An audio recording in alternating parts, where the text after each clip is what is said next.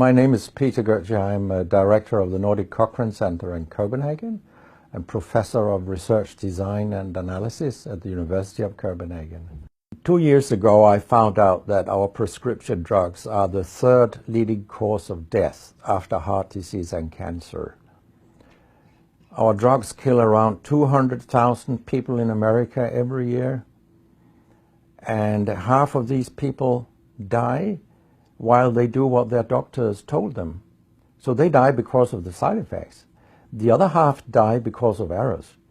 And it's often the doctors that make the errors, because any drug may come with 20, 30 or 40 warnings, contraindications, precautions, and so on. No doctor in the world knows about all this. So they give patients drugs that they should not have given them, that interact dangerously with other drugs or food items or so on. And then the patients die. That's the other half. So the other thing I found out 2 years ago was that much of what the drug industry does fulfills the criteria for organized crime in US law. And they behave in many ways like the mafia does. They corrupt everyone they can corrupt. They have bought every type of person, even including ministers of health in some countries. So there is a huge amount of corruption. In my country, for example, Denmark, we are regarded as having very little corruption. But yet we have thousands of doctors on industry payroll, although we are just 20,000 doctors. So this is an effective kind of corruption. The drug industry buys the professors first, then chiefs of department, then other chief physicians and so on. They don't buy junior doctors. So when several thousands are on industry payroll, it's really, really bad. And that's why I wrote my book, Deadly Medicines and Organized Crime, How Big Pharma Has Corrupted Healthcare.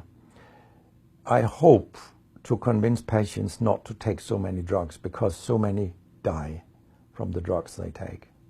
In my country, people take so many drugs that every single citizen can be in treatment with 1.5 drugs from they are born till they die.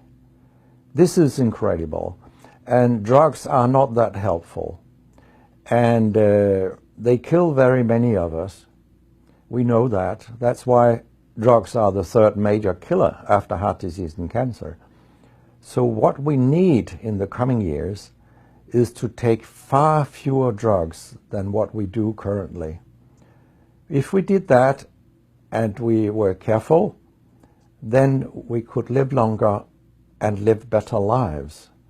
Because drugs have many side effects, and patients often don't realize that when they become worse, that it could be a side effect of the drug, which they continue taking because that's what their doctors tell them. So when I was a specialist in internal medicine, what I very often did was that I stopped a lot of drugs, particularly in elderly people, and it's quite revealing to see a bedridden elderly person come into your ward, and when you stop the drugs, I mean, that person becomes many years younger.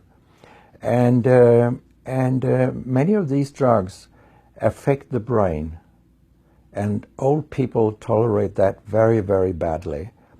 They fall, and when they break a hip, 1/4 of them die. And for example, antidepressant drugs are used in more than 10% of our elderly. And they seem to kill 3% of them every year. I mean, if 100 old people take an antidepressant for 1 year, 3% of them will die because they fall and break their hip. This is a huge death rate. So a lot of other drugs than antidepressants also make people fall and kill them. And they may affect your cognition, your memory, and all these things. And then they interact in ways that we know almost nothing about. Very many elderly, they take more than 5 drugs a day. And we actually don't know how these drugs interact with each other. What we do know is that all drugs have many effects in the body, and some of them interact also in their metabolism. so that you can get a too high concentration of a drug if you take other drugs simultaneously. So we make a lot of harms that we don't even recognize. I have a pretty colorful collection of things people have called me during all these years. And sometimes journalists have asked me, why do you always look up controversy? And my reply is, I don't. Controversy looks me up. Because it's not popular to tell the truth in healthcare. You will get a lot of enemies, because a lot of people make money on false premises, doctors and industry alike. And our drug regulators and our politicians, they are on board on this wagon. So very few people are independent of money in healthcare. And of course, I have attacked a lot of holy cows during my career, and people have screamed loudly. In a French journal, I was called a statistical masturbist because I showed with statistics that mammography screening didn't work and things like that. And I was even accused of scientific misconduct by the Association of the Danish Pharmaceutical Industry, which was completely ludicrous. It was harassment from beginning to end. They came with vague arguments that we cannot recognize the conclusions in your study, and they could have come up with numbers and said, these numbers are wrong. They didn't do anything. It was only harassment. It lasted 18 months, I think, the whole thing.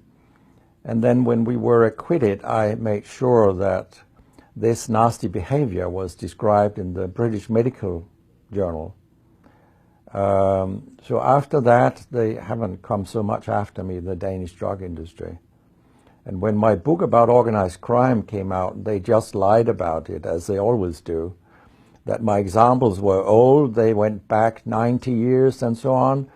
But, you know, where I demonstrate that what the 10 biggest companies do is organized crime, these examples, they were from within the last 10 to 15 years. That's not old examples. And the crimes have increased because when crime pays, you will have more crime. That's how capitalism works.